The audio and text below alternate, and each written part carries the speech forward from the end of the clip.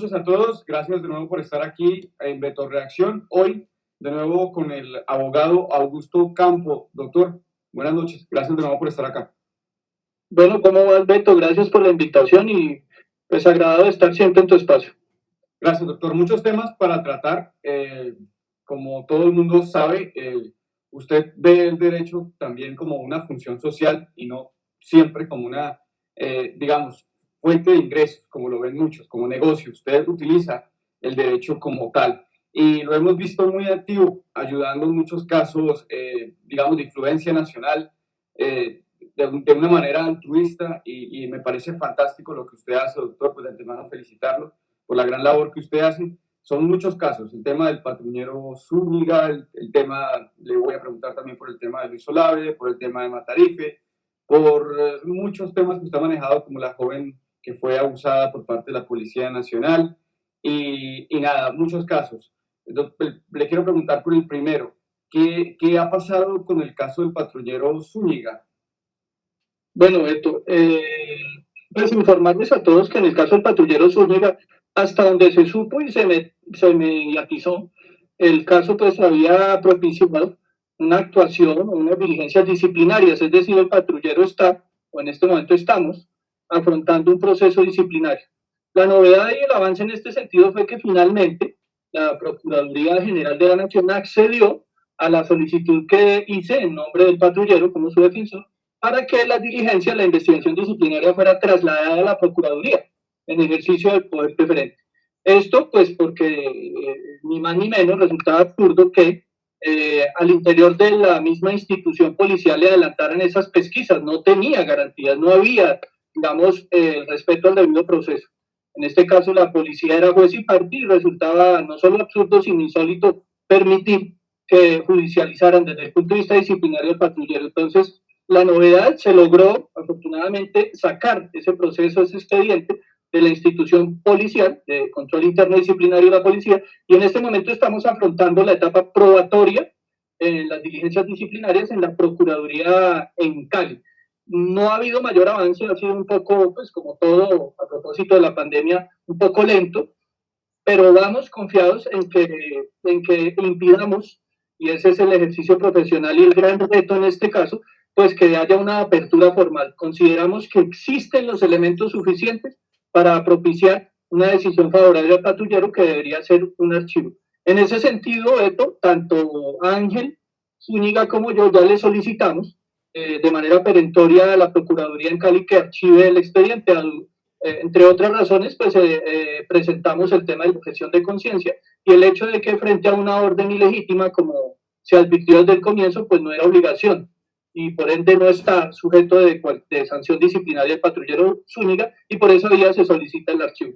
Pero hay algo que de pronto no conocen todos y es que también a propósito de todos los mismos hechos, la justicia penal militar, imagínate, le abrió una indagación, una investigación previa al patrullero. Es decir, no solamente estamos afrontando el proceso disciplinario, sino que comparecemos ahora a un escenario penal. Y por esa vía es un juez de instrucción penal militar está averiguando, estamos en esas pesquisas, la eventual autoría o comisión, responsabilidad penal del patrullero en el delito del prevaricato por omisión. Imagínense ustedes. Siempre le hemos dicho en todos los escenarios, a cambio de poner como ejemplo de modelo de comportamiento de un hombre de honor al patrullero Zúñiga por la actuación en defensa de esta población vulnerable, pues está siendo procesado penal y disciplinariamente. Terrible esto. Para poner a la gente en contexto, la objeción de conciencia es la razón o el argumento de carácter ético o religioso que una persona aduce para incumplir o oponerse a disposiciones oficiales, como cumplir el servicio militar, practicar un aborto en el caso de los médicos, o como en este caso, practicar una orden que a la luz de todo resultaba siendo ilógica, desalojar a personas en situación de desfavorabilidad, cuando la función de la policía es diferente. Doctor, ¿usted cree que en estos momentos de coyuntura nacional, donde se está viendo que hay policías matando a ciudadanos, literalmente, lo digo yo, no quiero comprometer su criterio jurídico y que de pronto le pueda causar consecuencias, cree que de pronto hay policías que en estos momentos se están amparando bajo esa misma objeción de conciencia? ¿Usted no conoce más casos de policías que se están absteniendo de no atacar a la población civil? pues digamos que formal y públicamente no conozco, no ha habido, digamos, algún pronunciamiento que se haya dado a la luz pública, pero sí se conocen versiones y cercanas, digamos, por temas familiares he conocido mucha inconformidad, ¿no? Son plurales, son muchos, varios uniformados que pues están realmente entre la espada y la pared en ese sentido porque salen, portan su uniforme, pero ellos saben que tienen un deber y una obligación constitucional que es proteger la vida, honra, bienes de los ciudadanos colombianos. Y acá en la práctica, en las calles, pues se ve en la práctica otro tipo de actuación, ¿no? Que va en contravía de ese mandato constitucional y eso genera ese tipo de reacciones que pueden propiciar pues decisiones ya muy personales y particulares de los uniformados y es renunciar pues al ejercicio de su profesión, presentar o como llaman en los términos castrenses pues pedir la baja, ¿no? Doctor, cambiando de tema, porque son muchos los que tenemos que tratar, ¿qué ha pasado con el caso de Luis Ernesto Olave? Porque pues, es un líder social bastante importante en nuestra lucha, en lo que nosotros queremos llevar a cabo como proyecto de país y Luis Ernesto ha sido amenazado muchísimas veces y vimos cómo aparentemente sufrió un atentado y no ha avanzado en la investigación nada que tenga que ver con ello. ¿Usted nos puede contar cómo va el caso? Bueno, en el caso de Luis Olave, debemos precisar primero que definitivamente los elementos que tenemos nosotros, que tenemos bajo cadena de custodia, por eso de pronto no se ha conocido veto, esa puede ser una explicación y sencilla.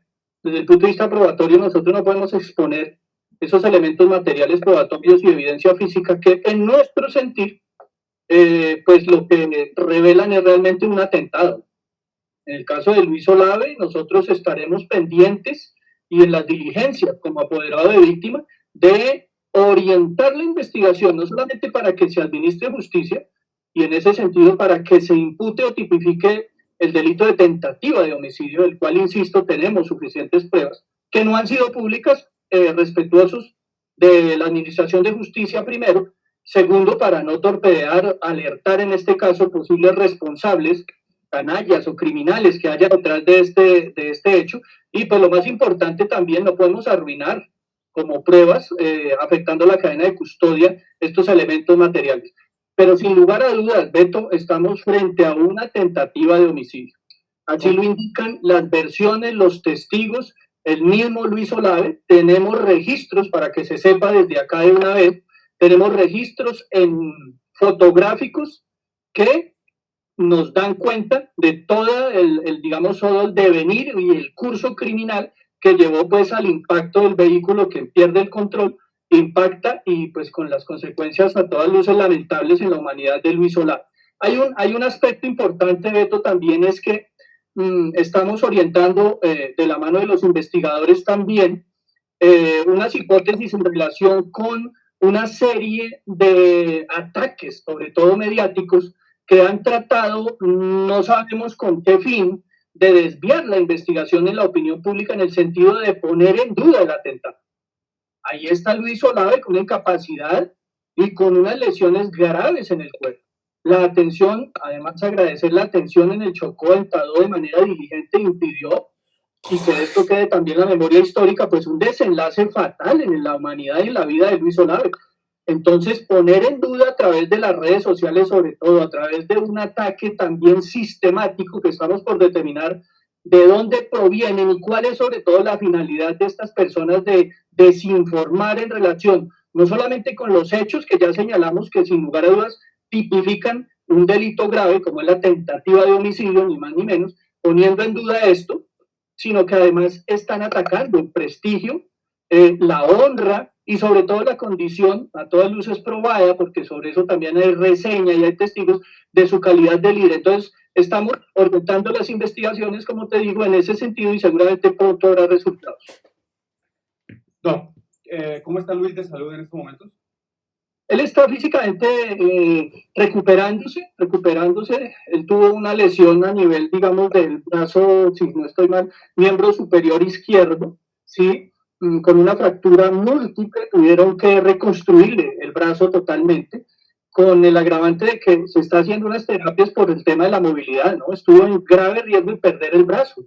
Definitivamente fue por cuestión de horas, que logró salvaguardar y salvar su brazo, pero está en unas terapias, a propósito me dijo precisamente el día de ayer, bastante dolorosas, pero él es un gran luchador, es un ser humano que demuestra gran valor frente a las adversidades, pero lo que yo sí, y te lo digo a ti, se los cuento a todos, él está muy impactado, sobre todo emocional y psicológicamente, ¿no? El verse incapacitado, el verse limitado, sobre todo en la actual coyuntura que le ha impedido a él ejercer, digamos, de alguna manera un rol protagónico también para seguir liderando esa defensa de derechos humanos, él se siente muy, muy, muy afectado, en ese sentido muy frustrado y psicológicamente entiendo también está en un tratamiento en ese sentido porque el impacto y las consecuencias pues fueron graves, ¿no? Y le deseamos pronta recuperación al guerrero Luis Ernesto Lave, como nosotros lo llamamos. Cambiando tema, igual de importante, el que tiene que ver, doctor, el cual usted es protagonista, ya que usted hace parte del equipo jurídico de defensa de Daniel Mendoza y de la serie Matarife, un éxito a nivel mundial, global. Quiero preguntarle en qué va el caso. Bueno, el caso, que sin lugar a dudas fue la persecución que adelantaron o que adelantó en este caso el expresidente Álvaro Uribe Vélez en contra de Daniel Mendoza y puntualmente del documental de la serie Matarife, pues recuérdese que se ganó en todas las instancias, un equipo integrado por Juan Trujillo y Miguel Ángel del Río y el suscrito, pues se logró que no fuera, en este caso limitado el acceso del público en general a ver este documental y por esa vía se ganó en todas las instancias. En este caso, por revisión de la Corte, fue seleccionada la tutela y en este momento se encuentra en el despacho de la magistrada, compañera además de pupitre de colegio de Iván Duque, ¿sí? La doctora se llama Paola Meneses, fue ella quien coincidencialmente, por llamarlo de alguna manera, le correspondió el reparto y ella a su vez está pidiendo o ha adelantado una serie de averiguatorios, de investigaciones y ha ordenado unas pruebas por demás exóticas, sin lugar a dudas, y es tratar de ubicar nombres y determinar quiénes participaron en la producción de la serie. Y eso sin lugar a dudas genera pues que se pongan un blanco en la frente a las personas que participaron de eso. Ya Daniel está refugiado, está asilado en el país, afortunadamente, de Francia, y desde allí ya más de un año está afrontando pues todas las consecuencias que llevó a poner en hacer público este documental. Entonces, te insisto, se ganó en todas las instancias, por reparto le correspondió a la magistrada Paola Meneses, compañera de pupitre de grado especial y puntualmente en 1994 se graduó con Duque del Colegio Rochester y el agravante, digamos que la zozobra que nos asalta jurídicamente es que ya se recusó a la magistrada, porque sin lugar a dudas hay una causal, se pusieron de presente los argumentos y tras el paso de los meses no ha habido un pronunciamiento de la magistrada ni de la Corte Constitucional. Entonces nos asalta esa gran preocupación y por lo demás, no, confiados en que se administre justicia, se ratifique finalmente ante la Corte los fallos de instancia y por esa vía no se le impida al pueblo colombiano, a toda la audiencia seguir, sobre todo ahora que se viene la segunda serie, pues disfrutando de un documental tan importante para el país. ¿Y qué ha pasado con el tema de la marca? Un tema bastante complicado y difícil de entender. Bueno, con la marca Matarife. Beto, lo de la marca también, sin lugar a dudas, es otro tema de persecución. El presidente Álvaro Uribe Vélez ha tratado y a fe que lo logró a través de la Superintendencia de Industria y Comercio, ha logrado que se conceda o se otorgue el registro de una marca como el Matarife, no obstante, pese a que dicha marca ya estaba sujeta a derechos de autor. Y en este caso, pues, recuérdese, el superintendente de Industria y Comercio es el señor Andrés Barreto, es abogado personal de Duque, además fungió como director legal, como director programático y tesorero, ni más ni menos, de la campaña presidencial de Iván Duque. Entonces, hay un amigo que le hizo, en este caso, pues el favor al presidente o expresidente Álvaro Uribe Vélez de otorgar o conceder un registro a una marca que ya estaba sujeta a derechos de autor. Gracias, doctor, por aclararnos esa parte, aunque la lucha continúa. Le quiero también cambiar de tema, un tema muy importante, muy delicado, el tema de la menor que fue abusada sexualmente en Cali por parte de la policía. ¿En qué va eso? Bueno, en este caso ha habido, y hay que reconocerlo, pues ha habido celeridad y diligencia. Tomamos poder como apoderado de víctima, en este caso nos otorgó el poder el papá de la menor, y se ha venido adelantando también investigaciones de manos de la Fiscalía, de la mano de la Fiscalía, y en este momento ese caso está en la audiencia o en la etapa preparatoria. Se ha fijado ya audiencia para la práctica o la solicitud, el decreto de las solicitudes probatorias por parte de la Fiscalía y de la Defensa. Hay 2 uniformados que participaron de los hechos ya privados de la libertad efectivamente, intramuralmente, en la cárcel, y una policial, una uniformada con detención domiciliaria. Entonces, en este caso podemos dar, digamos, un parte de tranquilidad en ese sentido, y es que ha operado de manera diligente la Administración de Justicia, fungiendo, insisto, como apoderado de víctima. Hemos llevado el caso y estamos ya en la etapa preparatoria. Gracias, doctor. Otro caso, el de Arelis Naranjo. Como dije al principio de esa entrevista, Augusto Campos es un abogado que mira el derecho como función social. El caso de esta joven que también solicitó ayuda y usted amable y altruistamente la atendió. Sí, el caso de Arelis está radicado en Barranquilla. Ella, a través de las redes sociales, pues hizo un llamado angustioso, y nosotros con el ejercicio que tú señalas y con la línea de vocación y el servicio social que tenemos en la oficina, también apoderamos como representante de víctima Arelis, y al mes de ella haber formulado la denuncia, las incapacidades respectivas aportadas, allegadas al expediente, en los cuales medicina legal dictaminaba incapacidades superiores a 15 días por las agresiones de su pareja, además que no era la primera vez, era algo sistemático. Al mes logramos la captura, la Fiscalía logró la captura, compareció el sujeto a audiencia concentrada, en donde se legalizó la captura, se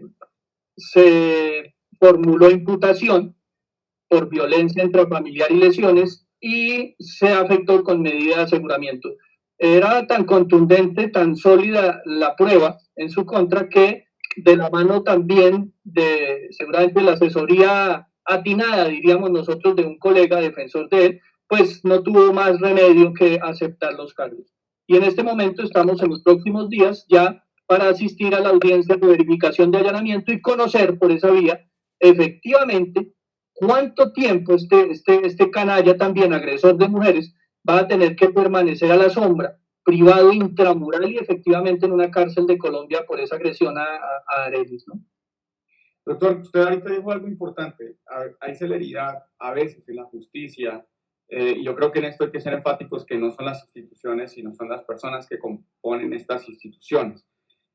Por ejemplo, en el caso de Santiago Murillo, un caso que me imagino que, yo sé que de pronto no lo está atendiendo, pero que nos dolió porque sucedió en Ibagué, un menor asesinado por parte de la policía.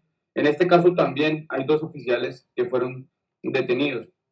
O sea, lo que quiero preguntarle es, ¿cómo se puede hacer un llamado a recuperar las instituciones para que estos funcionarios, que de manera autónoma, porque hay veces los fiscales son autónomos de la dirección central, que claramente está politizada, ¿cómo podemos a futuro cambiar esas instituciones para que en realidad pues trabajen en lo que deben trabajar, en pro de la administración de justicia y en pro básicamente de la verdad y de esto?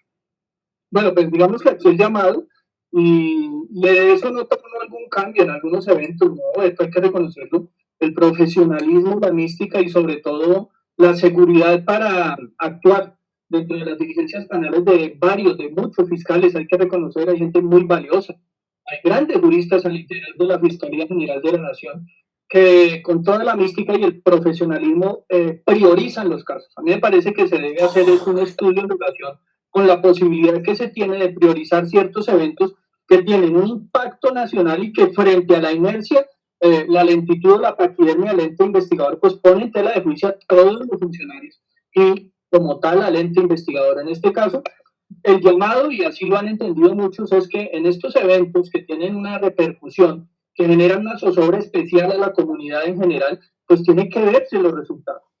Esa es y esa fue la finalidad cuando en 2004, a través de la ley 906 del mismo año, se implementó el sistema oral acusatorio.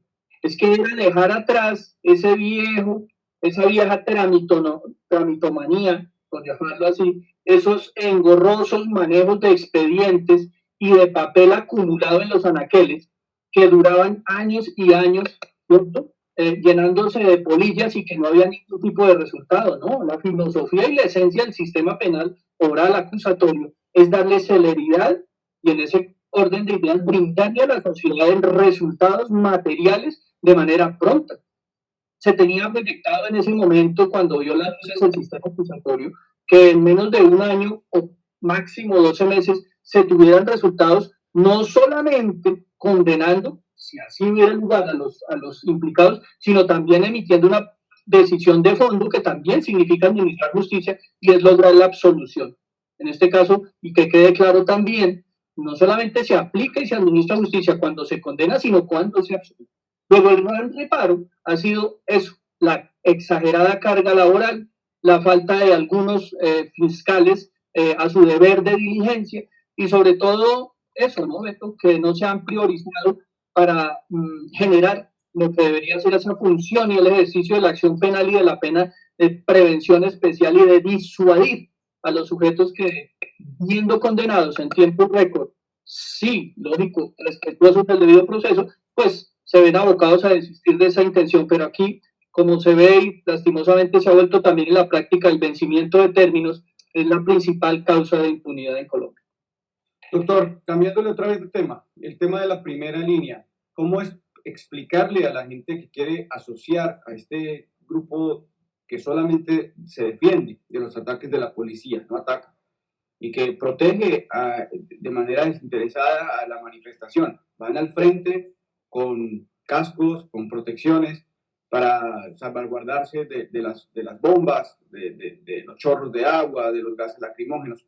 ¿Cómo explicarle a esta gente que no se trata de una conformación de grupos al margen de la ley o de guerrilleros o que están, digamos, rayando en el código, cruzando las líneas del código penal, hablando más concretamente de un tema de concierto para delinquir o un tema también de rebelión? ¿Cómo podemos explicar qué es la primera línea jurídicamente para que la gente no raye, no los, digamos, acuse penalmente? Pero aquí hay un tema, no es fácil, ¿no? Esto en la práctica, establecer sobre todo lo que me parece a mí más importante es diferenciar, establecer cuál es la línea límite entre estar en la primera línea de acuerdo y conforme la filosofía que inspiró a estos muchachos de salir adelante, ¿cierto? Para servir de alguna manera de protección o de mediadores, ¿cierto? Entre los marchantes, entre las movilizaciones también, en las protestas, y el grupo de choque que es el ESMAD. En este caso digo, es importante y no se puede confundir, es ahí en donde está el gran reto, no solamente de la sociedad como tal y de los medios cuando transmiten la información, sino de las autoridades judiciales, de establecer la diferencia entre estos muchachos que pacíficamente sí portan unos escudos, sí portan de alguna manera algunos unos cascos y otros, o los mismos, unas mascarillas para protegerse de eventuales gases, pero que de manera pacífica integran esa primera línea. Otra cosa, Beto, y entonces en relación con ellos podemos decir que pues no es dable imputarles ninguna comisión de ningún delito en la medida en que su labor esté centrada en eso que digo yo se inspiró a la primera línea de servir de protección a estos marchantes y al ESMAD. Otra cosa diferente, y yo como abogado tengo que ser claro en señalarlo y contundente, otra cosa son estos infiltrados que aparecen en las marchas y que de manera absurda, insólita y además delictual, pues agreden el patrimonio público, provocan incendios y afectan la propiedad privada y el patrimonio público de todos. Eso es otra cosa. Entonces aquí el gran reto, y es ahí en donde se debe poner sobre todo especial atención, y todos debemos rodear eso, para evitar lo que pueden ser posibles falsos positivos judiciales con muchachos inocentes de primera línea, es que las autoridades confundan los roles y entonces judicialicen a estos menores que portan sí unos cascos, pero es que es para protegerse, ¿verdad? No son pocas las imágenes, los videos, la multitud y la pluralidad de registros que hay en donde se ve de manera abierta y contundente cómo los uniformados agreden a los mejores, a los jóvenes, a los marchantes. inmisericordiamente utilizando incluso armas de fuego. Es que hay muertos, ¿ves? Y entonces, ¿cómo se le puede exigir a un joven que marche pacíficamente, ¿cierto? Y no tenga la posibilidad de portar unos elementos mínimos de protección. Acá estamos. Para efectos jurídicos podemos predicar abiertamente, sin ambajes, los de primera línea con sus protecciones como los escudos, los cascos y las máscaras, pues las mascarillas, pues estamos frente a una legítima defensa, para que vea usted, para que vea usted. Otra cosa, insisto, es ojo con los procedimientos que se puedan adelantar en contra de muchachos que no tienen nada que ver, que sí son de primera línea, pero no tienen y son ajenos y no tienen nada que ver con actos vandálicos que pueden ser objeto de falsos positivos judiciales. Entonces, es muy importante y en ese sentido llamar la atención para que todos estemos alertas, pendientes de esa labor. Algunos y muchos, por fortuna, abogados, estamos participando activamente eso, defendiendo a los muchachos que no tienen nada que ver, que pretenden judicializarlos, los retienen algunas horas, pero frente a la contundencia, en este caso, a la ausencia de pruebas serias, pues han tenido que dejarlos en libertad. Y otros casos se han conocido ya, Beto, también en los cuales las fiscalías de manera presurosa frente a estas capturas, a todas luces ilegales, sin soporte jurídico, pues han tenido y han visto fracasar su intención de judicialización y los jueces, afortunadamente de garantías, pues han tenido que otorgar, previa a la audiencia, la libertad. Entonces, esa es, digamos, la lectura que yo hago desde el punto de vista jurídico.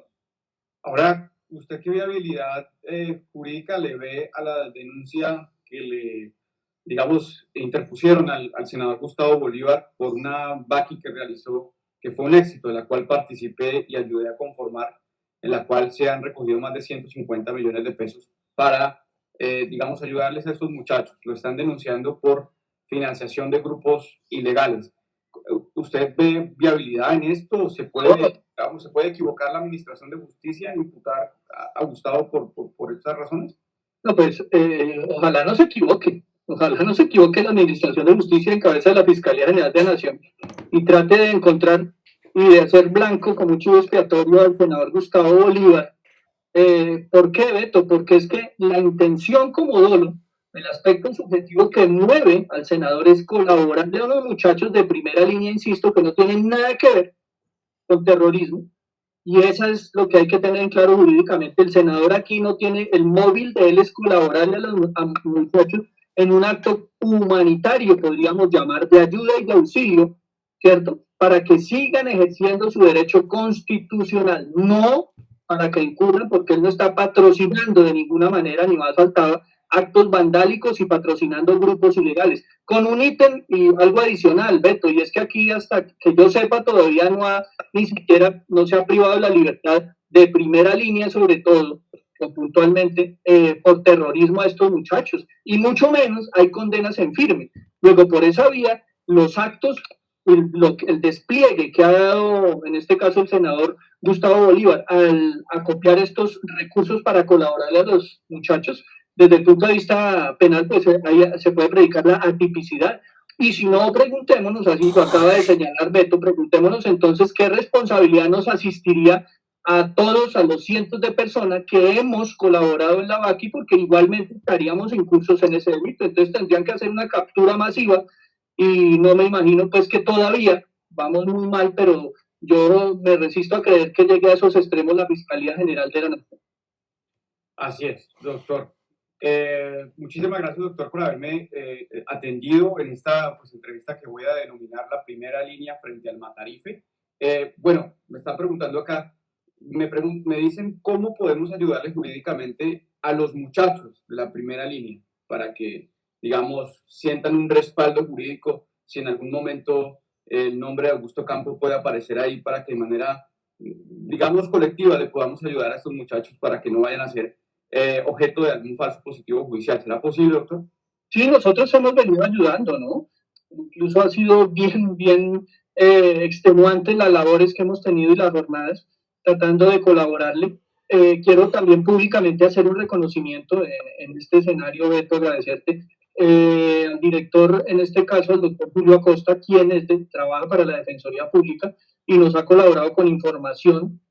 Cuando yo personalmente le he pasado algunos datos, nos ha colaborado para ubicar los miembros, en este caso capturados de primera línea y en general a jóvenes que han participado en las protestas, y por esa vía se ha logrado la libertad, la liberación de muchos jóvenes.